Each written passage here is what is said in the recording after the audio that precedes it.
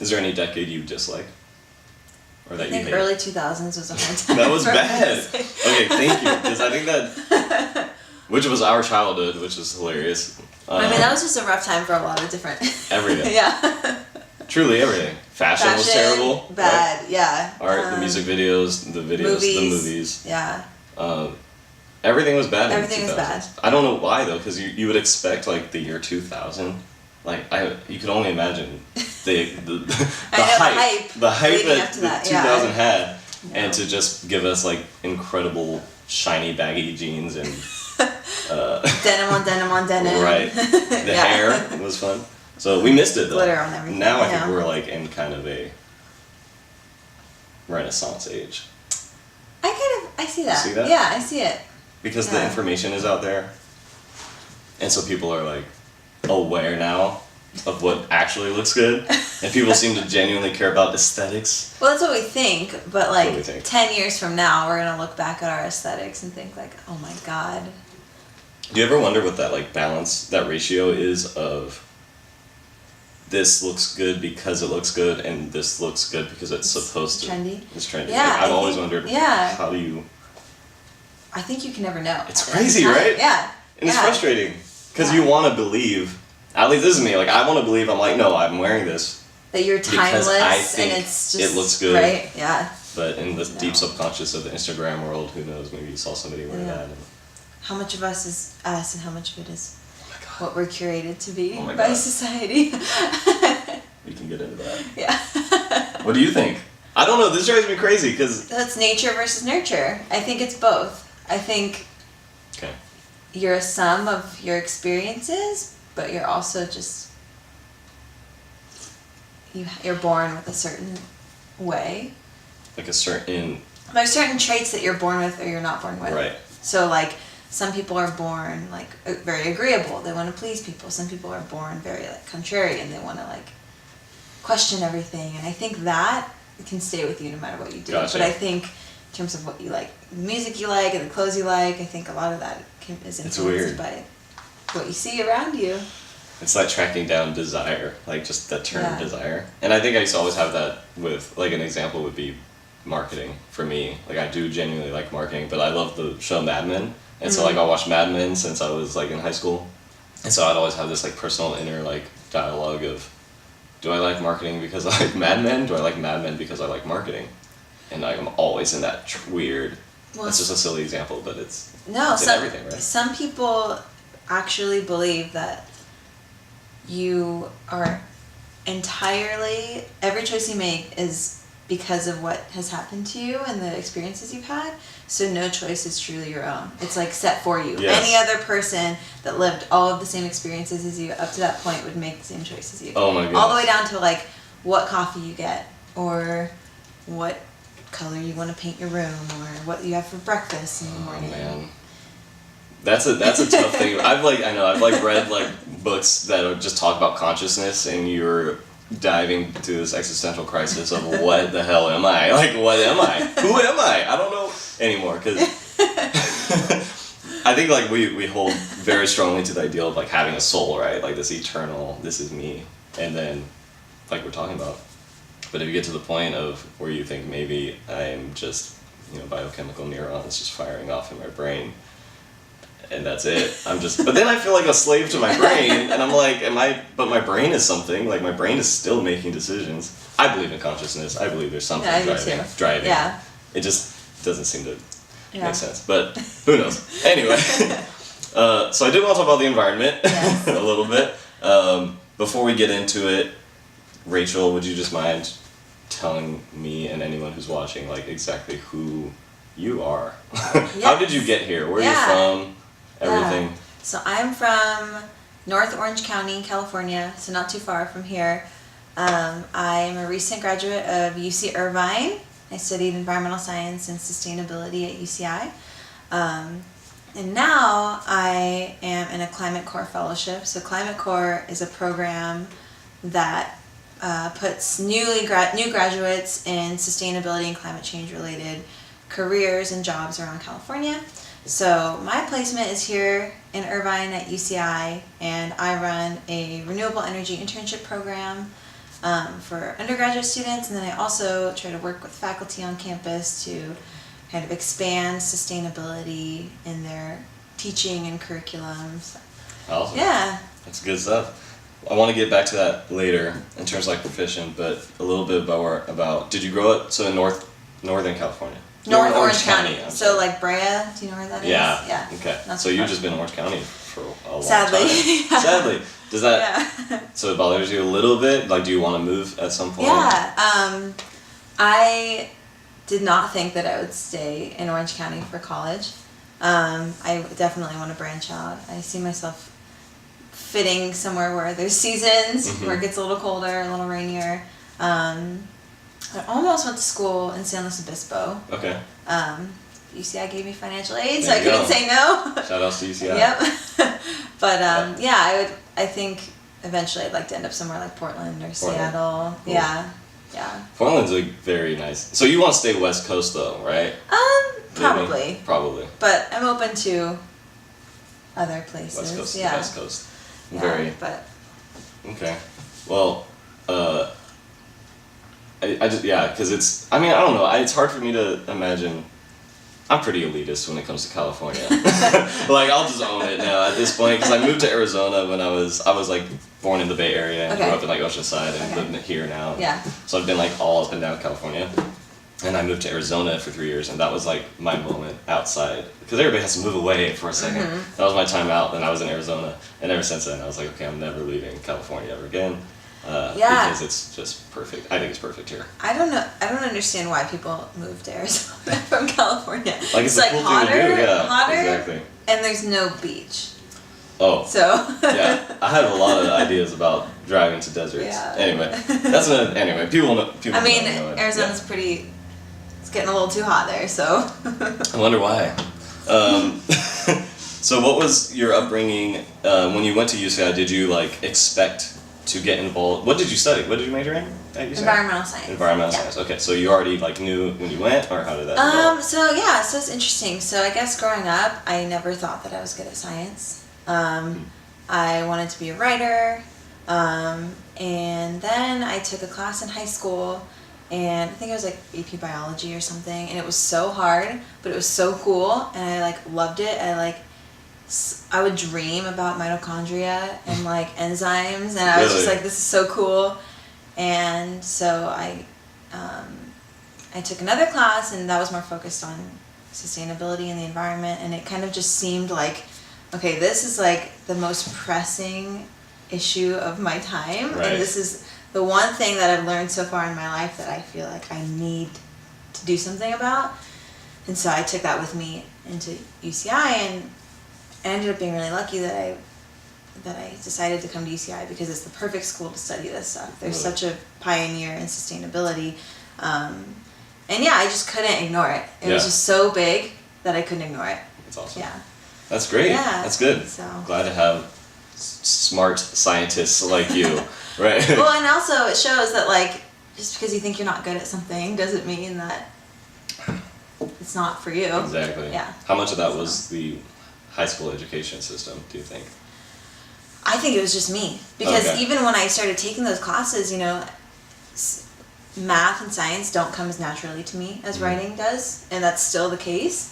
And so I have to work a little bit harder sometimes to understand the same things, but that doesn't mean that I can't do it. And I think that's true for a lot of people. You just have to devote more time to it. So, yeah. So, That's good. Yeah. Just gotta work at it. And yeah, and it's then good. That's yeah, cool though. Yeah.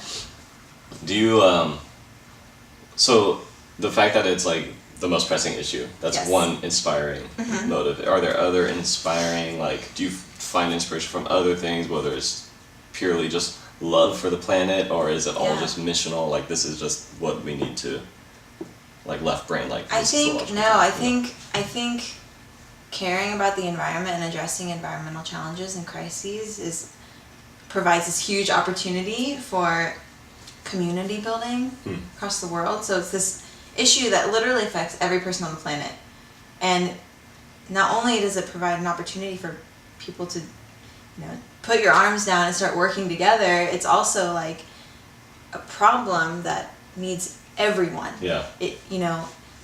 Sustainability needs scientists just as much as it needs planners and policymakers and artists. Right. It needs everyone. Yeah. And I think that that's so cool, and so like, and that's what I tell people that kind of don't feel like environmentalism is for them, you know, maybe they don't care as much about going out and camping or, you know, bird watching or whatever, but it's right. like, this is just as much for you and needs you no matter who you are and what you do, right? So I think that's really cool and really unique. I love that take. Yeah. I don't know if I've ever actually thought of it in terms of the opportunity to unite. Yeah. But like I love that we're kind of heading towards this sort of universal global like awareness, and we talk about consciousness, like everybody's just kind of on the same, not everyone, clearly. So real quick, exactly, could you just help explain to the simple-minded like myself, what exactly, after all this, what is global or environmental, all that, global warming? Climate change. Yes. I don't even know what to call it anymore. Yes. So, I guess I'll start by saying that one argument that people often make against the idea that climate change is a problem is that greenhouse gases have always existed in our atmosphere and that they're a normal part of the Earth system. Yeah. And that's true. You know, we breathe in oxygen, we breathe out carbon dioxide, CO2. Plants take in carbon dioxide and they produce oxygen. So it's this constant, like, balance. The problem is that we, as humans, have thrown off that balance. So we are simultaneously burning more carbon dioxide through using fossil fuels and things like that, and other forms of energy. And also, so that's putting more carbon dioxide into the atmosphere. And then we're also tearing down a lot of our forests around the world, which are the huge carbon sinks that suck in the carbon dioxide. So we have more going out and less being sucked back in. And what carbon dioxide and other greenhouse gases like methane produced from cows and animal agriculture, what those do is they kind of form like a blanket around the Earth. And so they stick in the atmosphere, and when sunlight and heat come through the atmosphere, some of it is supposed to stay and some is supposed to be deflected and go back into the atmosphere. What happens is that heat comes down and the part that's supposed to be deflected gets trapped by the blanket of greenhouse gases and gets stuck in the atmosphere. And so over time, that heat gets stuck and more heat gets stuck, and the climate and the planet gradually warm. And so the reason that the kind of terminology has changed from global warming to climate change is not because global warming isn't happening, because it is. Globally, temperatures on average are warming. But this heat addition around the world and movement is kind of causing weather patterns to just become more extreme. So if you live somewhere already prone to drought, more intense droughts, more frequent droughts. If you live somewhere prone to storms, more intense storms, more rain, more hurricanes, more flooding, things like that. So that's kind of the problem that we're facing. And as we ignore it, it just builds up over time, and so we start seeing more catastrophic consequences of this imbalance of the system. Sheesh. So and this is a problem that is, like you mentioned, how we're all kind of united in this. I guess, like, I don't know too many details of the Paris Climate Agreement Act or like the details of it. I guess, what are we doing globally? I know our country the leadership isn't necessarily doing much, but I know that our people are pumped up. So I don't know, I guess what are we doing as people to... Good question. So the Paris Climate Accord is kind of like a kindergarten treaty of like addressing climate change. Gotcha. It's not legally binding.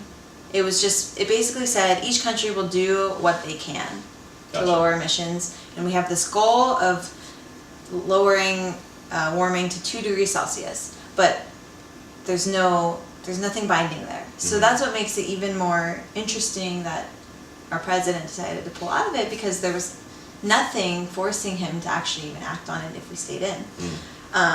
But that's the way a lot of international treaties tend to be around issues like this, because it's really hard to get international cooperation on the government level. actually, the Paris Climate Agreement had all nations around the world except 2 involved. And the 2 that weren't involved, one was Syria, and Syria is in a brutal civil war. Yeah, they're not in a position to act on that right now. And the other is Nicaragua, and Nicaragua actually didn't want to be in the agreement because they thought it was not aggressive enough. They're already doing so much. Right. So they're on track to be 90% renewable energy by like 2030 or something. And so, I think, like you said, people and technology are outpacing government and bureaucracy. So renewable energy is already close to, if not cheaper in some places than fossil fuels and natural gas. We have the technology to expand those things across the world. And I think in general, you're starting to see, like you said, with our generation of people, an understanding that this is a necessity now. Right. And so I think one thing that I kind of tell people that they can do beyond just, making your daily changes is like get politically active. And sometimes it's just as simple as like lobby your like local government to make it easier for people to get permits to get solar on their homes, things like that, which you wouldn't even think are an issue, but like that's different from city to city to city. Some places it's so easy to get solar, and some places it's not. And so we have the technology, we just need to kind of run with it, and we also need to make it accessible to people that don't necessarily have the money for it. But yeah, I think it's so funny that we get hung up on the science. And I was talking to a professor at UCI about this, and she was saying, she's a scientist at UCI, and she said, everyone's so hung up on the science. We have the science done. Right. The hard part is actually doing what needs to be done and addressing the issue. Yes. Yeah. So that's where we should be at. Science should be like, okay, books closed, done. Right. But yeah. So do you feel that like with that, because we don't have leadership at the moment at a government level? Yeah. Do you and a lot of times the rhetoric is kind of doomsday-ish lately, and even the doomsday clock, do you know about, like, they moved that up? I'm like, God, like, everyone, are we gonna die? Is this it? Are we blowing up? Are we blowing up? Thanks. And, I mean, for me, I'm naturally more optimistic about a lot. Me too. So, what would your take be? Is there hope, like, right now? Like, what does it look like for the future? Of course. And I think when you talk to people that have that same sentiment, it's not really helpful to just make people feel like they should be terrified. Right. And there is hope. There's actually a famous scientist named Paul Hawken, and he just released a book and a website and a movement called Project Drawdown. And him and his team have comprised 100 scalable solutions to reversing climate change. Wow. And it's the most comprehensive list of anything that has ever been created to address this issue. And that's the whole purpose of it, is like, no, like, we don't need to feel like, well, I guess I just have to enjoy life while the earth is still going, There are things we can do right now. And the cool thing about this list is it's not just, renewable energy. It's also plant-based diets. It's also educating women and girls around the world. It's everything. Yeah. And I think that there's so much room to make that change. It's just how do we get people to move from that feeling of hopelessness to that feeling of, okay, I'm ready to act and I want to right now. So yeah. What would you say to those people who are in that? You've already touched on it, but those people who feel just like, we're talking about the world, so so it seems like this humongous problem, and we're already overwhelmed with every problem on Twitter. And what would you say to somebody who feels overwhelmed to feel like they can't make an impact? I would say, number one, take care of yourself. And that's something that a lot of my mentors in sustainability have said is, this is a huge, overwhelming problem. Mm-hmm. Take care of yourself. And then, look at the position you're in and what you can do. Mm-hmm. And a lot of it just is learning about what's going on. And every person can contribute a different amount, right? So some people don't have the money, like I said, to invest in renewable energy or things like that. But I think just small steps, and also just an understanding of what's going on, and acceptance, and a pressure put on our government and our leaders to take action is huge. Yeah. I think political mobilization is huge. And in terms of changing that, like, this is so overwhelming and stressful and I don't know what to do, it's hard, you know? And I think you have to be realistically optimistic, right? Yeah. It's hard to understand what's going on and not be scared, but you have to pull on whatever keeps you going, you know, whether it be that you have children that you care about, that you want a good life for, or you have one precious bird that you love that you want to see. So, you know, it's different for everyone. And so I think for a lot of people it's children, it's their family, their children, their future. So it's drawing on that one thing that you would do anything for. Yeah. And acting, thinking about that. That's lovely. Yeah. Is there any more like practical, just as you're taking care of yourself, like, so is it like, how can I make choices? Yes. Like every little choice and every single day that doesn't maybe like aid to the destruction of our planet. Yeah, I mean, there's little things, reusable water bottles, reusable cups, just reducing waste in general, unplugging things when you're not using them. Plug loads from things that are just plugged in around the house can be like 10 to 20% of someone's like energy use per month. So not only will that save you money, but it adds up if everyone does it. Switching to plant-based diets is huge. Huge. And obviously not everyone can go vegan overnight, but even just reducing your meat intake and your dairy intake, it's not only just really, really good for the environment, but it's so good for people. That's one big one. Walking instead of driving, you know, all those little things that we know about that, and they really do add up. And I think just we'll constantly be learning and hearing about more things that we can do. But yeah, beyond just political involvement, it's also those little things you can do in your everyday life. So I've been working with a couple people at UCI on a project on climate migrants. Some might call them climate refugees. And these are people who have to leave their homes due to climate change, whether it be drought or sea level rise. And it's really interesting because this is a group of people that are already seeing the effects of climate change. You know, we often talk about these effects in future tense, and these are people that are living it now. And there is actually no international legal protections for people that are climate refugees. And so it's a huge problem, and it's something that people don't necessarily think about. And one thing that we're trying to do with that project is make it more visible, like show the people that are living that. Right. And it's the same thing as, you know, watching a video about factory farming. You know, it's like once you see it, you're like, oh my gosh, like this is real, this is happening, and these are real people. You look into those people's eyes and you understand this is real, this is not other.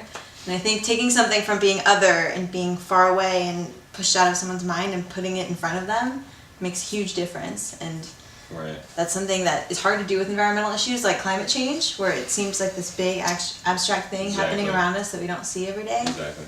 But I think, you know, the people that are living it and are affected by it every day, those are, you know, uplifting those stories will definitely mobilize people. That's the hope, is that it'll mobilize people to action. So I'm so grateful for what you're doing and like everything, and everyone like you who's like pushing it. Like I think we need to. That's another reason I wanted to do this, because I wanted to show what it looks like to actually try to create change. And everybody has their own journey of how effective they can be or whatever it is. But it's seriously, it just feels good to know there's people fired up that are leading it and being fearless. So thank you for that. Thank you. Yeah, I mean, I think, like I said, this is something that everyone should be fired up on, and everyone can be. You know, you can take your art and send a message about climate change, and it could reach so many more people than an academic article ever would. So what is your now just a little bit more personal now, like I'm just curious, what is your dream now? What's your future look like in terms of changing the climate? That's so hard. Fixing everyone's problems. That's so hard. Dream big. I think number one, dream big while accepting that me alone, I will not fix this problem by myself. That's what I'm trying to figure out right now. So I'm planning on going back to school And I want to study kind of this thing we've talked about, this intersection of human rights and climate change, because I think that there are so many interconnected things there and so much that we're going to see over time. But I don't know where that will take me. I'd like to work for, the United Nations or some group that is actively working on these things, but maybe that's not what I'll do. Maybe I'll stay in academia and create knowledge. I don't know. But I'm kind of just letting it take me where I'm supposed to go. Cool. So, yeah. That's good. Yeah. Finding peace in that. Yeah. Just doing what you can with where you're at. Yes. I love it. Yeah. Well, I think we covered a lot. Yeah, I think so too. Thank you again. Yeah. Cheers to the planet. Yeah. Cheers. Cheers.